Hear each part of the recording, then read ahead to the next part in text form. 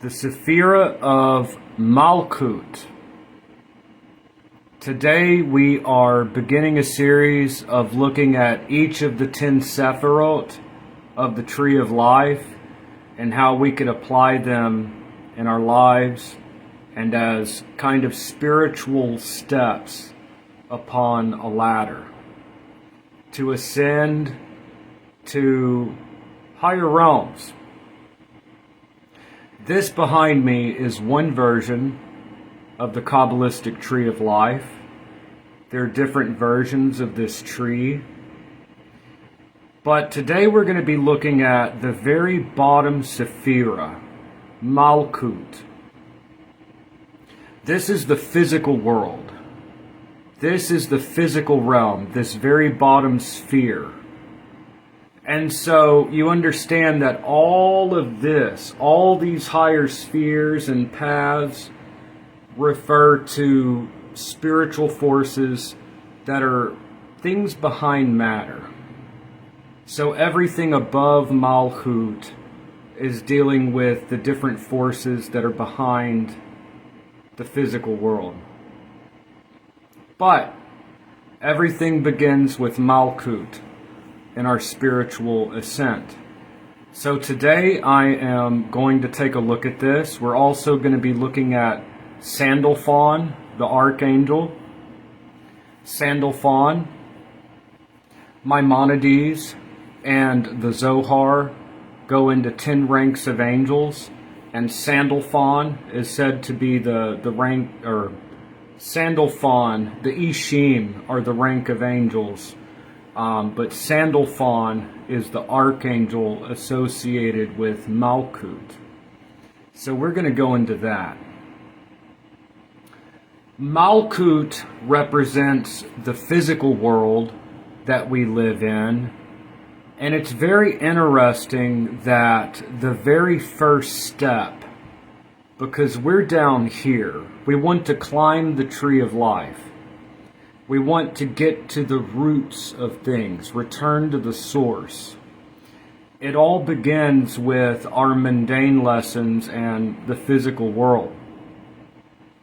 So we keep our feet planted on the ground. The physical world, Malkuth or Malchut, it means kingdom or kingship. Now it's interesting that Keter means crown. The very first Sephira here at the top, referring to the spiritual source, is called Keter, the crown. A crown is something worn by a king or a queen. It's elevated, it's authoritative. But what is a king or a queen without a kingdom? What is it to be a king or a queen without having a kingdom? It's someone just in a costume. So the Kabbalah does not believe in hating the body or hating matter, hating the physical world. In fact, a lot of Kabbalah centers around trying to bring spiritual forces into the material, trying to spiritualize matter, to make the material world a better place, a world of practical action. So this is very important. A lot of spiritual systems are based around escaping the world, a rejection of the body, a rejection of the physical world. But Kabbalah is very much rooted in the earth. Malkuth is mom. It is mama, mother. And it's very important to stay rooted in our everyday physical reality. If we're trying to manifest things and create things, then it requires that we're able to take abstract ideas, cool ideas, and make them practical. I'm sure many of you know of someone, maybe you were that person, I'm sure we all have been, where they have really cool business ideas or really cool ideas of what they'd like to do one day, but they have problems making it happen here in the physical world, taking these ideas and making them concrete, bringing them out into the material world. And so learning to work with Malcoot is a way to bring things down into the practical, into the material. Mapped on the human body, Malcoot refers to the feet, and it's the feet that connect us with the material world. We stay grounded. Malcoot is the anchor that keeps us from just drifting off into la-la land, which spirituality can do. People can start to lose touch with reality, quote-unquote reality. It's an anchor. And like in rock climbing, it keeps us from falling and just falling into illusion. We have to stay rooted in the physical world. And we have just everyday physical life lessons that we have to learn. The ninth Sephira, Yesod, means foundation. And what does a foundation sit upon? It doesn't sit in the air. A foundation sits upon the earth. So it sits upon the earth. So the lessons of Malcoot are to try to stay grounded, to try to stay rooted in our everyday physical reality, to try to stay grounded here. So hold on just a second. Let me get something real quick. I'll be right back.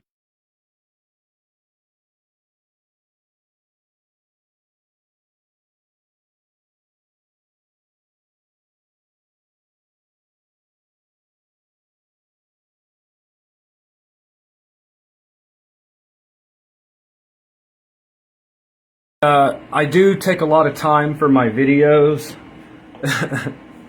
Those of you that watch me live on Facebook, because I do my Facebook lives, I do them there and then I put them onto YouTube and other places. You'll know that this is one of those cases where I make a video, I wasn't really happy with it, and so I'm redoing it.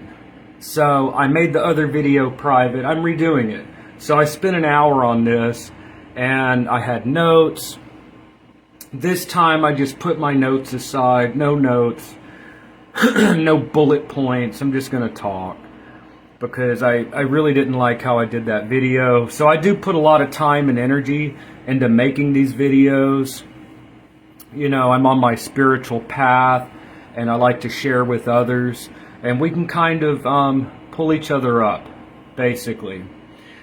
So this is a redo. I'm redoing this video. By the way, for those of you that will watch this on YouTube, I'm going to put a link if you want to catch me live. If you happen to be on Facebook, you can catch me live. So I'm going to put a link to my Facebook if you want to do that. But we need to understand the importance of our physical, everyday life lessons. It's in our physical world that we really engage with all these higher forces. Just like Keter is the root of everything that comes after. Keter is the root of everything that comes after. Okay, everything comes out of Keter. But Keter is...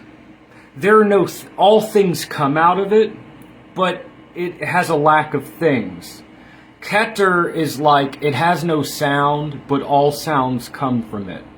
It has no color, although colorless, all colors spring from it.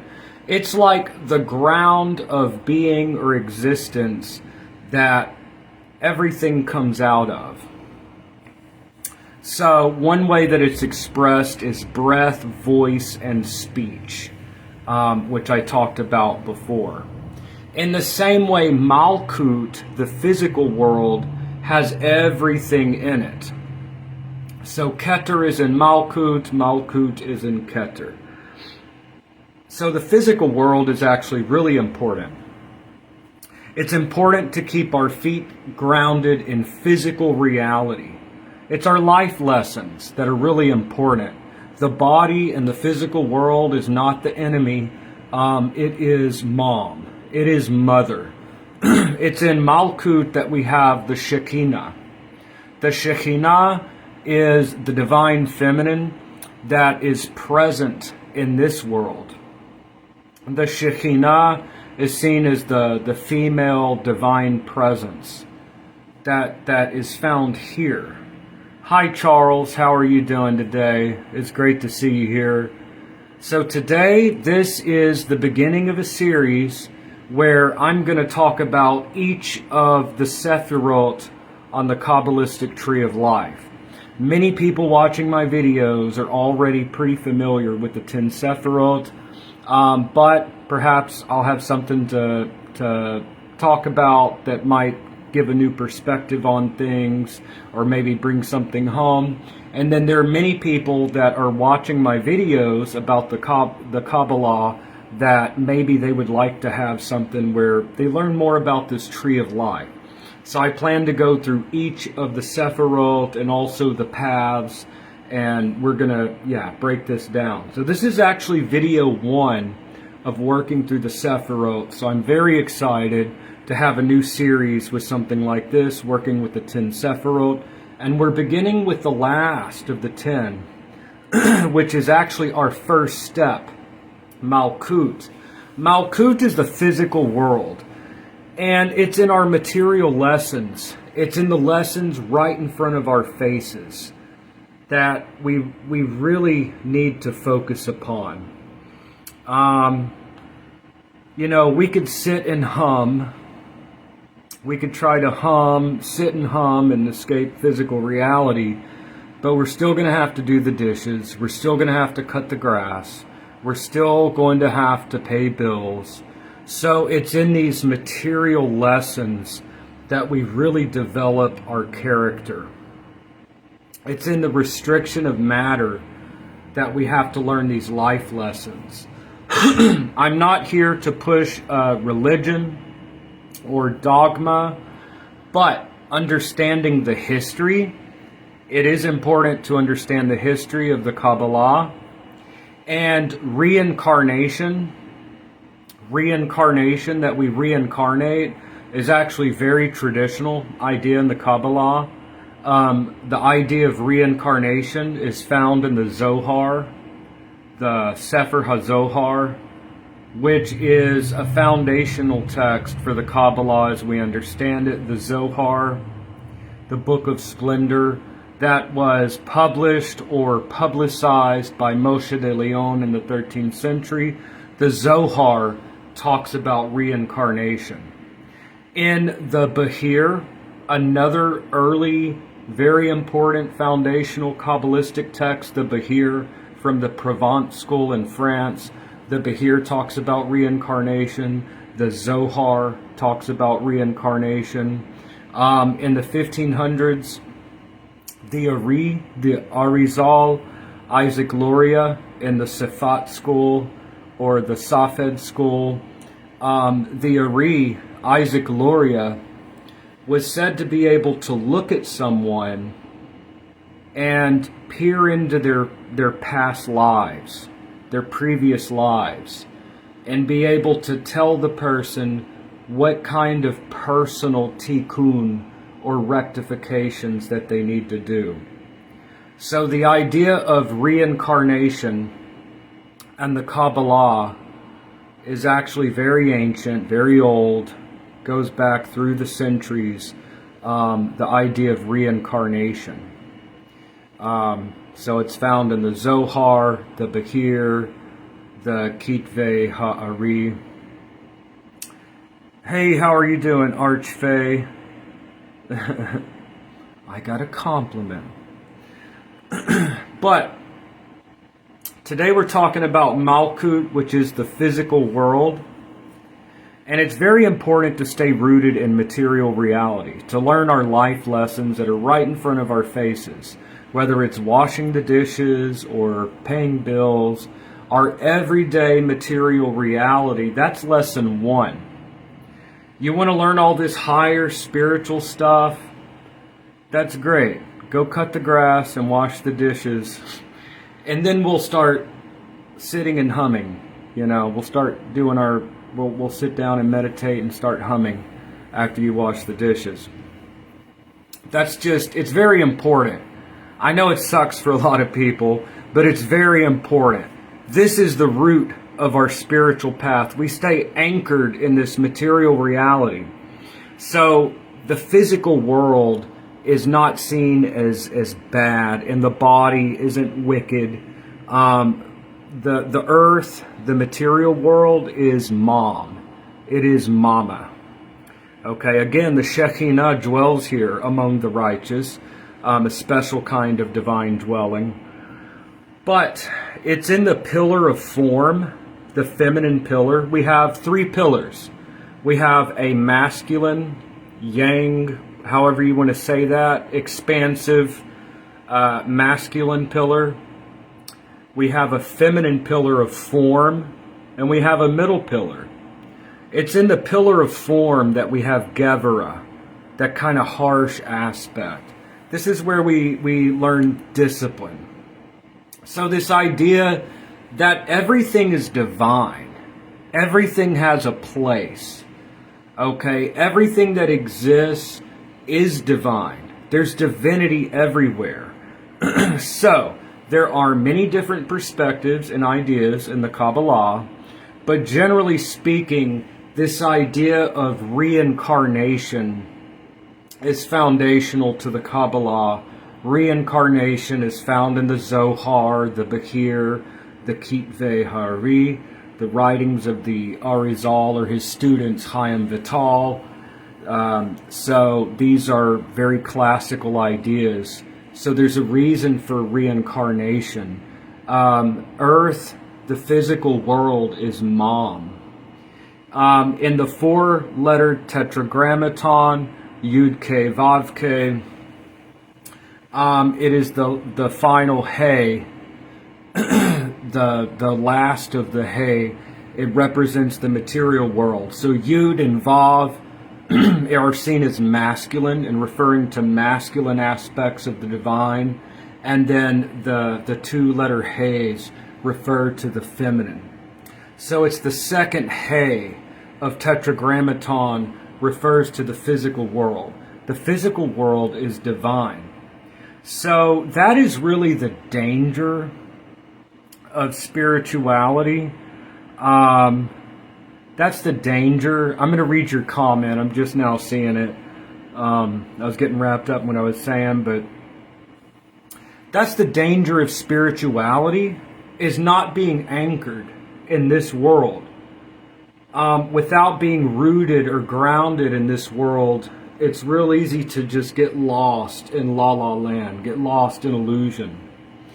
And I'm sure we all know of someone, maybe, we've all done it to a certain degree at some point on our spiritual journey, where, we want to escape the obvious lessons in front of our faces. We want to be able to sit and hum, but we still have to wash the dishes. So there are a lot of spiritual seekers that don't stay rooted with step 1, which is this world. Let's start with this world, and then we'll work through all this. Let's go cut the grass, let's wash the dishes, let's mop the floor, let's pay our bills, and then we'll worry about all of these other things. Because it's something you see a lot in the metaphysical community. People where the dishes are stacked up, the grass is up to their knees, and they have all kinds of material problems that they're not addressing. They're trying to ignore, and they're going to try and to sit and hum and get out of it. But the universe is mama. It's mom. So it's in this world that we have these life lessons. We have to focus on the lessons right in front of our faces, which are the lessons that we have every day. There are different ways to look at the Klipot. Different ways to look at the Klipot. It's said that the Klipot reside here in Malkuth. Now, the way I'm going to explain it is very simple. This is not the real traditional, like Shevarat HaKalim of Isaac Luria. And I'm not talking about this with like modern left-hand path. That's a totally different thing. We use the same word, but we don't mean the same thing when we say Klipot. So that is this is not the modern left-hand path meaning. Even though we use the same word, we're talking about different things. Klipot, as I'm going to refer to it here, is a little different than Isaac Luria 2. They are imbalanced Sephirot. They're imbalanced Sephirot. For example, Gevurah represents being harsh. Charles says, rule 1, get your house in order. Archfey says, been here 11 times. Reincarnation is a thing. Yes, finding the sacred in the mundane. And that's the key of what we're talking about here, is finding the sacred here in matter, in the physical world. I like to have what I call a Malcoot sanctuary. A Malcoot sanctuary is just to sit outside. You know, I have a place where I like to sit in the shade. And right now the weather is pretty pleasant here in Texas. And I watch the squirrels and look at the birds, look at the trees, peer out into nature. Anytime you're dealing with stones, some of y'all like to collect crystals and stones, you're dealing with Malkuth, dealing with stones and plants, learning omens, that's a whole thing. Is there a pattern to material reality that if you're looking for it, not just reading into it, but if you're plugged in, that we're able to see synchronicities and see kind of peer out at this world that is up above us.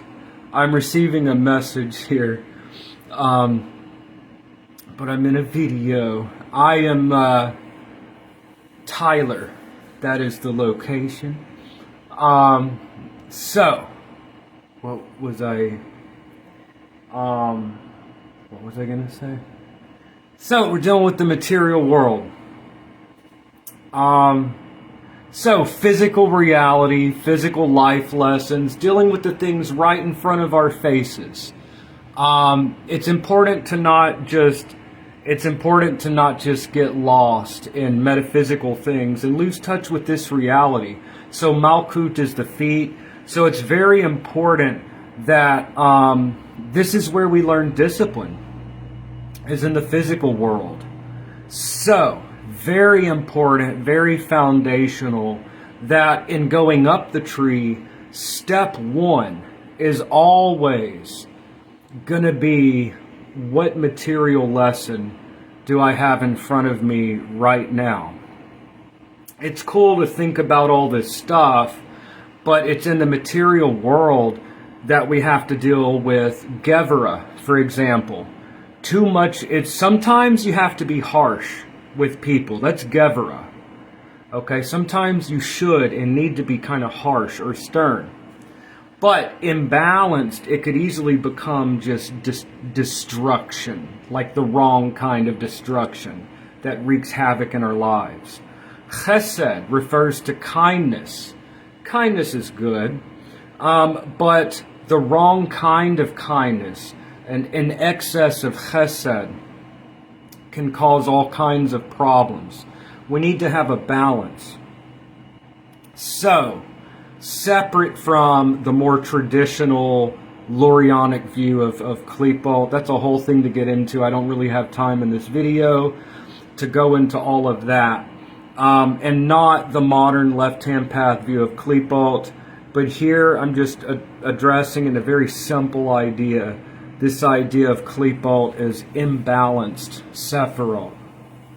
It's in the material world that you're going to have to learn to have Gevurah, but not just pointless destruction. It's here in the material world that you're going to have chesed, but not the wrong kind or too much chesed in the wrong situation. It's here in earthly life that you see all these other things are here. Malkuth has everything above it in it. So a good exercise is to go for a daily walk. Going for a daily walk is very grounding. Looking at nature. Go peer outside. You'll see cases of destruction, harshness in nature, and you'll see kindness in nature.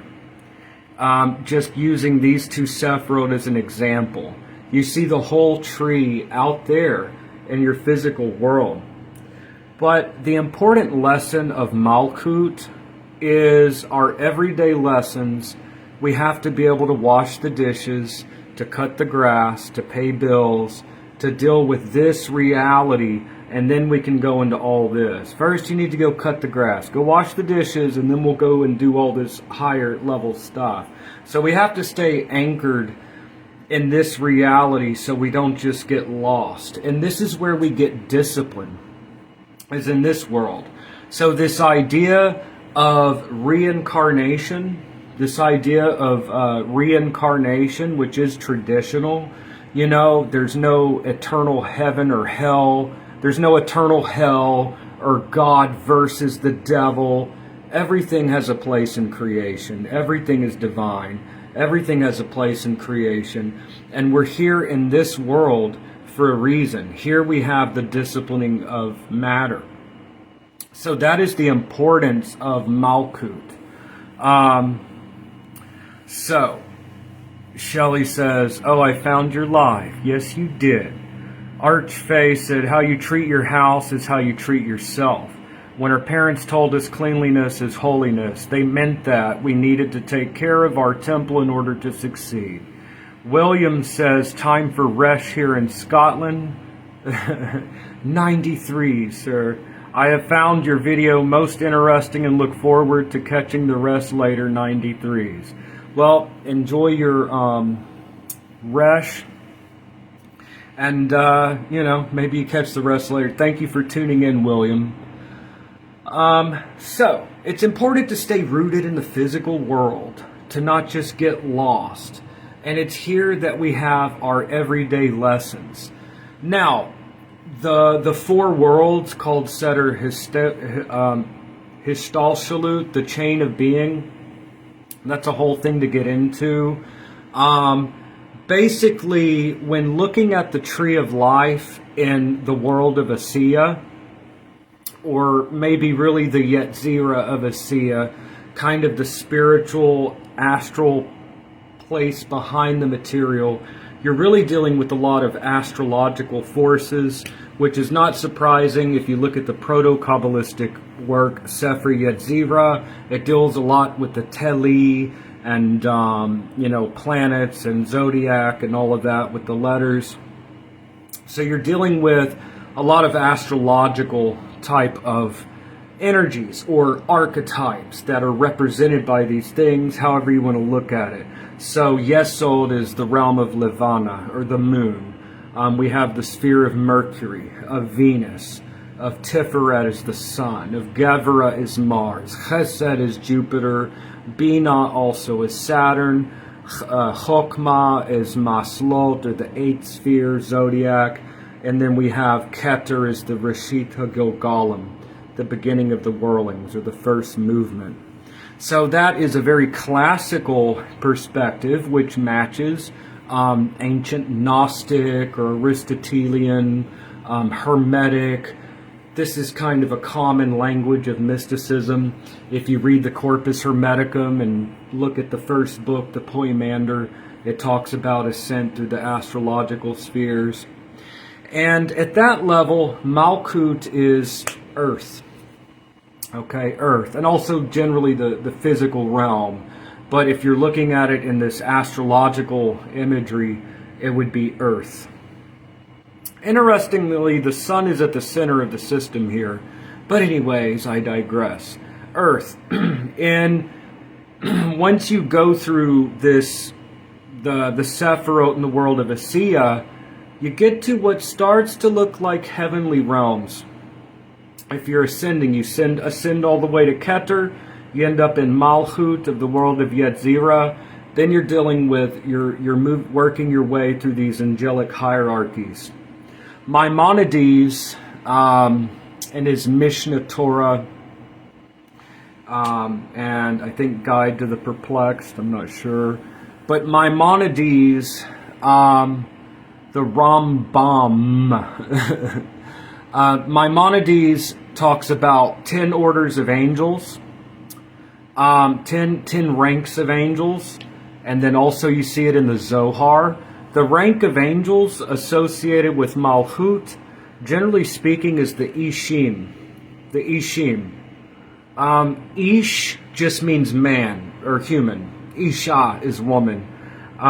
So the Ishim, this is said to be a type of angelic being that's very much like us. They're angels that are close to our consciousness. Thank you, Shelley. You're so sweet. So the Ishim, they're close to our level of consciousness. And also the same spelling, but with a different vowel mark.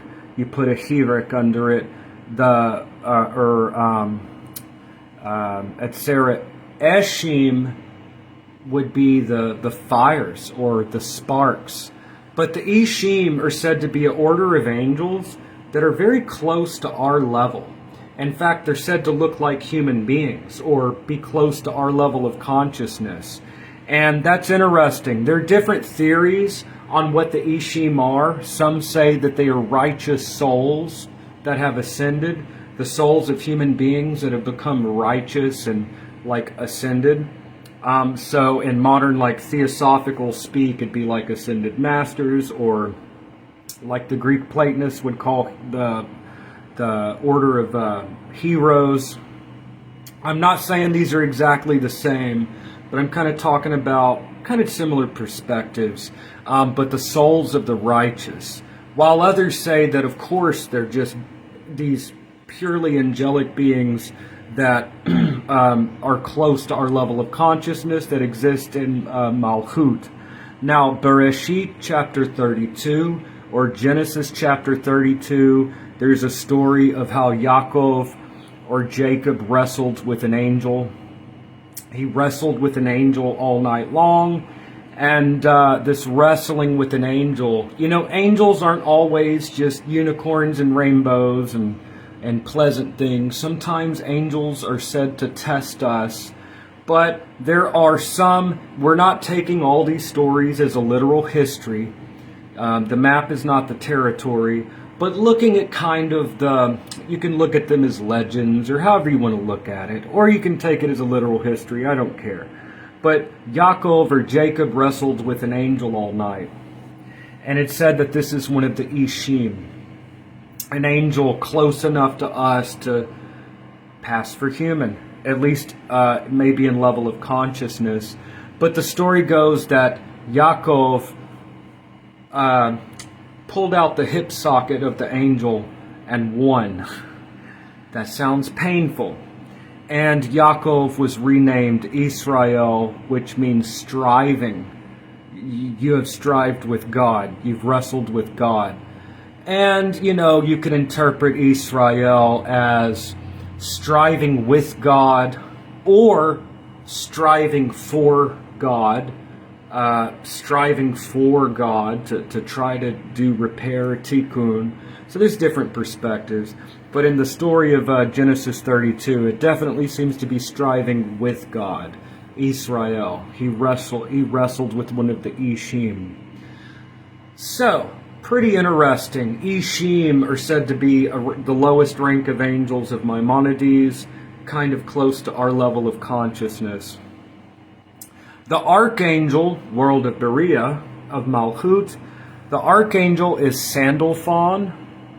And Sandalfon is very much connected with being grounded and rooted, being grounded kind of in our world, mental clarity, but also is the bridge to higher realms.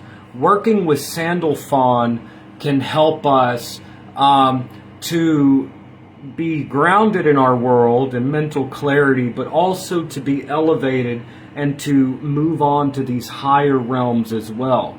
Sandalfon is the bridge, is associated with Malkuth. Sandalfon has an etymology that associates it to mean something like co-brother or co-worker, with Metatron. Something interesting about Metatron and Keter. Metatron in the third book of Enoch was human at one time. The third book of Enoch tells how Enoch or Hanok traveled through the heavens. According to the third book of Enoch, very early literature, the third book of Enoch has Enoch travel through the levels of the heavens and becoming Metatron. So the third book of Enoch describes how Enoch climbed through the heavens and his body was transformed into a body of fire. It talks about how his skin, his body was transformed into a body of flame. His eyes became flames. So it's actually very interesting. So Enoch or Hanok, Enoch, the patriarch Enoch, he serves as a kind of model.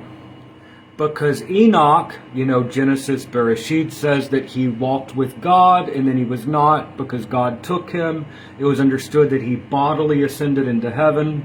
But Enoch serves as a model. Enoch was a person of flesh and blood like you and me, a human being of flesh and blood. But he was able to ascend these levels of the heavens, finally being transfigured into a body of flame and becoming Metatron, second only to God. So that is Enoch or Metatron. Sandalfon is said to be Elijah, who was said to have been picked up in a chariot of fire and become the archangel Sandalfon. So both of these serve as a kind of model that a human being can become more than human, ascend the realms and become divine or semi-divine.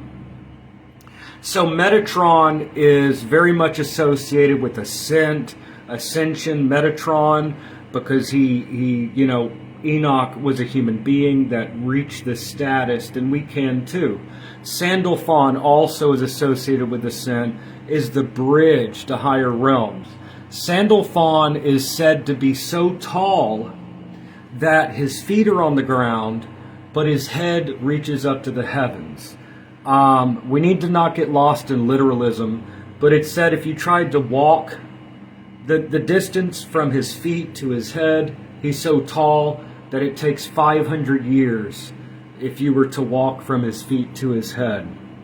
So we shouldn't take things too literally, but this does seem to be how Sandalfon appears when you call upon Sandalfon often, but it's probably symbolic. But that's the bridge. Sandalfon is the bridge. He said to take the prayers of the faithful that happen here in the physical world and bring them upwards to the divine. Sandalfon is the bridge. And then we have the Ishim.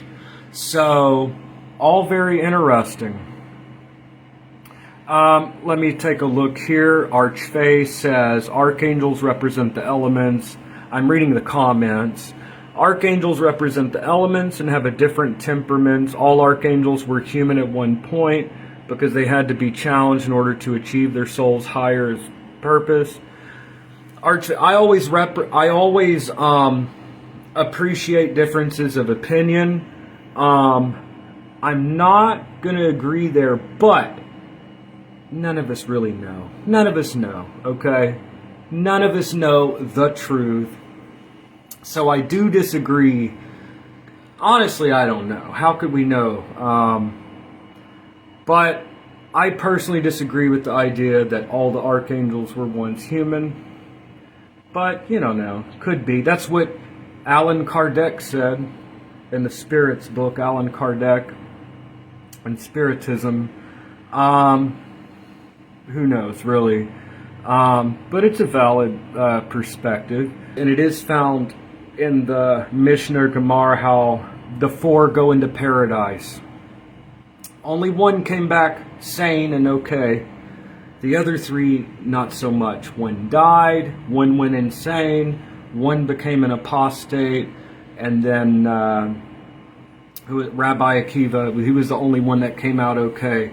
Sounds a little perilous, a little dangerous, if you ask me.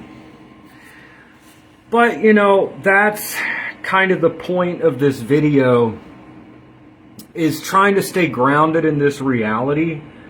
In ritual, so Malcoot is anything physical. It's our material life lessons in front of our faces. It is, in a ritual, Malcoot is the altar. Any kind of physical thing that you manipulate in a ritual. The altar is like the physical world, and it's like a little universe where you manipulate things in a ritual. You're kind of working with, it all represents the sphere of Malkuth. It's the body. When you burn incense and you light candles and you chant or whatever else, the hearing, sight, smell, the 5 senses in a ritual are all connected with Malkuth. And Malkuth is the physical lessons, it's the divine feminine, and it's the everyday lessons that we have that are important to be grounded. We're not going to sit and hum, we're not going to just sit and hum our way out of doing the dishes or paying bills. It'd be nice if we can just sit around and hum and not have to deal with life. But it's here that we get disciplined. And the level of the soul is the nephesh. The nephesh is the part of the soul that is tied to the passions of the body. The nephesh isn't bad, but our life lessons usually have to do with controlling the nephesh. For example, being lazy, not wanting to get out of bed, not wanting to go to work, laziness, not wanting to cut the grass or wash the dishes so the grass gets high, the dishes stack up. Laziness is the nephesh having control over us, because the nephesh is a very earthy part of the soul, or whatever you want to call it, that kind of just wants to sit and chill. The nephesh also includes the sexual appetites. The sexual appetites, they're not bad. Without sex, we would die out. We wouldn't continue. But, I don't know about you. I'm glad my parents had sex. But this impulse often gets us into trouble. Have you ever ended up with someone a little toxic? Has that ever happened to you? It's happened to me. Don't know about y'all. You ever ended up with someone just a little bit toxic? But, she was so pretty. Or, or whatever. Or he was so handsome. Or it's the physical attraction, the sex appeal gets us into trouble. It's not that sex is bad, but it can cause problems. The same thing, the nephesh is the part of the soul that has to do with addictions. Also, things like anger. You ever get angry and tell your boss off and get fired or anything? Anger ever gets you into trouble? So the nephesh, our problems in life in Malkuth normally have to do with learning to control and discipline the nephesh. So it's not that the body is bad, or anger is bad, or any of these, or sex, or pleasure, or sitting and relaxing with a fan on your face. None of these things are bad.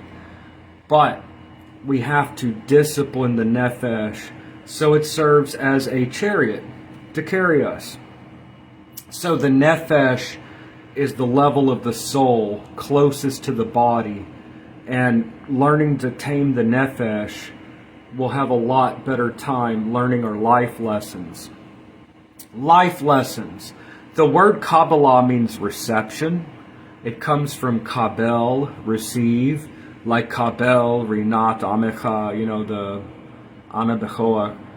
Kabel means to receive. Kabbalah is a reception. What are you receiving? The Ein Sof for, the infinite light. In order for us to bring divine light into matter, we have to bend and yield to the life lessons. We have to bring spiritual forces into matter. We have to bend and yield to the life lessons. We do that through emptying ourselves, emptiness. That allows the shefa, or the flow. The key is to try to get these higher forces to come down into matter, to manifestation. So that is just a little bit about Malkuth. Archface is a messy house, is bad spiritual hygiene. I agree entirely. Yeah, I'm actually now kind of a neat freak, but I didn't used to be. I did not used to be in my teenage years and early 20s, not so much. But I've developed that. So, I don't know, there's so much I could go into. I think I'll just point out that Malcoot is 10. There are 9 Sephiroth before that. 9, you automatically think of 9 months in the womb. And then the 10 is another monad. So as above, so below. There's a reflection there in the procreative act. Malkuth is the kingdom, and Keter is the crown. People want to go to the source, but the point is Merse Merkava for Mase Merse. Mase Merkava for Mase Bereshit, to bring down. Going up to bring down, to make this world better, to make this world more heavenly. What is a crown without a kingdom? Keter is crown. Malkuth is kingdom. A crown is something a king or a queen wears. What is a king without a kingdom? It's a guy in a costume. I am a king. Where's your kingdom? I don't know, but I'm a king. It's just somebody in a costume, So the whole point is to spiritualize matter, to lift matter up.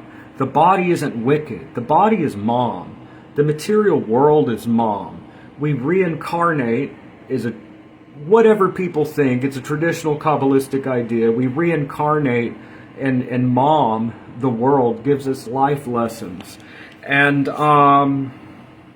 dealing with stones, dealing with plants, looking out at trees. All of this is engaging in Malkuth. So it's very important to understand this is step 1 on the mystic journey, is what's materially in front of our face. Oh, you want to go explore all this? Okay, go wash the dishes and mow the grass, and then we'll go into all these other things. We're not going to sit and hum and not have to address our everyday life. I guess I covered it. I was going to go into some astral travel stuff, but I'm going to be doing that a lot in my videos anyways. So that is, basically it. I do not, when I talk on my videos, I just talk. I don't read from anything, but I do put sometimes bullet points. So I just wanted to check and see if there was anything I wanted to, I list off the points I want to address. I guess that's basically it. So, Malkuth, that is the 10th Sephira.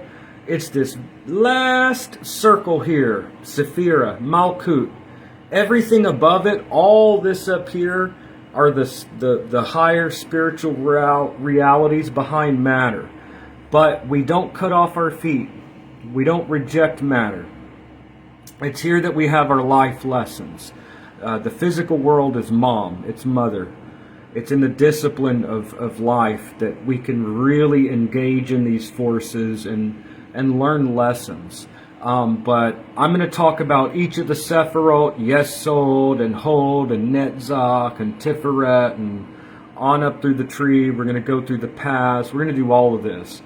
So this is just lesson 1 or video 1 on my series talking about the 10th Sephira Malcoot. Thank you so much for joining me. Let me check the comments. Shelly, Rex, King. Yeah.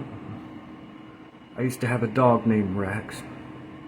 Archfade, thank you for your thoughts. I love your energy. Well, thank you. See, one thing I like y'all on here. Y'all are nice. The internet is not always a sweet place, but y'all are really nice. Discipline is a great way to show love for yourself. Yep. I agree. So, I like to go for a walk every day and go spend time in nature. If you learn the correspondences, then you can begin seeing a lot of omens.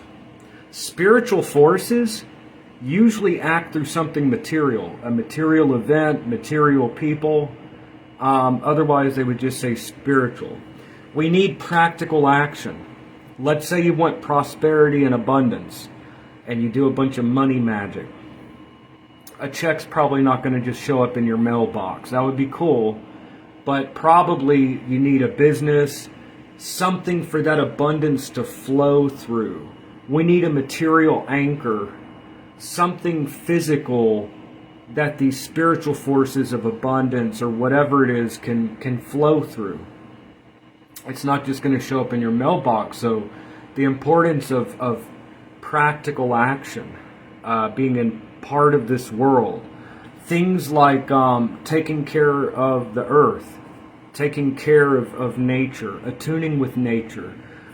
Some modern lodge magic is detached from nature, which some forms of modern neo-paganism have kind of picked up, like Wicca or Druidry, these modern pagan earth spiritualities. They're trying to get back in touch with nature.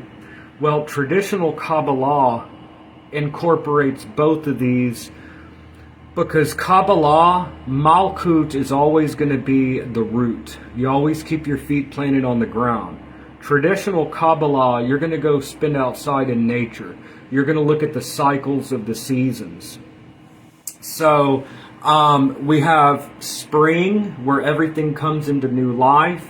In the summer, you have a height of energy. And then in the autumn, the leaves seem to change color and the leaves fall, kind of like gray hairs. That's old age. And in the winter, everything appears dead in the winter. It's like death, followed by spring blooming into new life. It's a life cycle. That's looking in nature. See, looking in the material, the physical world, you catch glimpses by analogy at higher forces. And the same thing happens with us every day. When we wake up, that's like birth. And we're kind of trying to wake up, just get our bearings. That's like infancy. We go and have our activity. That's maturity. And then if you're following like your regular circadian rhythm, when the sun sets, it's getting to be nighttime. We kind of relax, chill, look back on our day. That's like old age. And then at the end of the day, you lie down, you close your eyes. It appears like death. You lie down, you've had a long day, you're tired, you shut your eyes, your body doesn't move. It seems like a death. And then you go into the dream state, which is like an afterlife type of experience. Dreams are like an afterlife thing. You're off somewhere else, your body's down here. And then you wake up in the morning. It's like a recurrent life cycle. You see it in the passage of the seasons, the phases of the moon. Rotation. The earth rotates. The planets rotate. Molecules rotate. Rotation is the only kind of motion that is stillness and movement at the same time. Polarity, like these two poles. It's movement, but it's always a return. So it's kind of like not going anywhere. It's spinning. And you see changes, that's true, but it always comes back to the beginning. So you see this interaction of two things, movement and stillness, but they're united. And so you see these cycles. everything that I'm talking about are physical, quote unquote, physical things, but it's all very suggestive if by analogy we're glancing up at these higher spiritual realities by looking at the moon or the earth or molecules or how the planet spins. And we begin to, what we're doing is we're looking at Malcoot to kind of peer up at the world. The physical world is our scrying stone. It's our scrying vessel. So that is it for today. So that's the first video of the series. We're going to work through the whole Tree of Life, each of the 10 Sephiroth. So thank you so much for joining me. Let me just look at the comments real quick. Archface says, Archangel Nathaniel always sends me butterflies. That's another one I was going to talk about. Like, that's the cocoon and the butterfly. And Charles says, road openers can go a long way. Yes, they can. All right, y'all. And that's allowing the flow, the Shefa. All right, y'all. Thank you so much for joining me. I did this video. I did a whole hour, and I deleted it. And this is my second go with the video. So I put a lot of time into this. So people on YouTube, because I'm going to upload there. If you enjoy my video, you found it useful, please consider giving me a super thanks or subscribing to my Patreon. I put half my videos on Patreon. So consider a super thanks or subscribing to my Patreon. That's where half my videos go. And if you would like to catch me live, I do them on Facebook Lives. So I'm going to put a link to my Facebook if you want to try to catch me live. So thank you so much, and I will see y'all in the next video. All right, have a great day, y'all.